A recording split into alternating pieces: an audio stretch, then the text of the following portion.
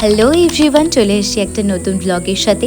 হ্যাঁ, জানি অনেক দিন কোনো ব্লগ শেয়ার করা হয়নি, তাই বলে কি ব্লগ শেয়ার করব না? আমি জানি যে আমি যখনই কোনো ব্লগ ছাড়ি না কেন সেটা তোমরা সবাই দেখতে ভীষণ পছন্দ করবে। তো চলো আজকের ব্লগে কি হচ্ছে শেয়ার করি। আমরা কিন্তু সবাই মিলে চলে যাচ্ছিলাম অশোকনগরের একটা স্পটে, যেখানে আমাদের কোম্পানির তরফ থেকে অ্যারেঞ্জ করা হয়েছিল পিকনিক।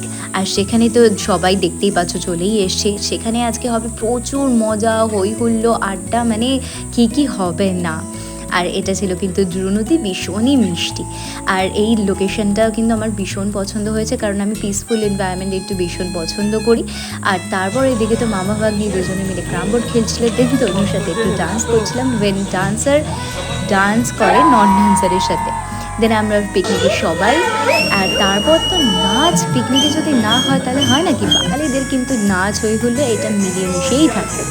আর এত নাচ করে কিন্তু আমি ভীষণ ক্লান্ত হয়ে গেছিলাম, তাই খেতে বসে পড়েছি।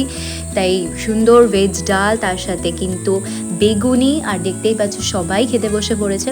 আর পাতে যখন পড়ে গেছে মাটন কষা, তখন কোনো দিকে কনসেন্ট্রেট না করে আমি তো মাটনের দিকেই কনসেন্ট্রেট করেছি।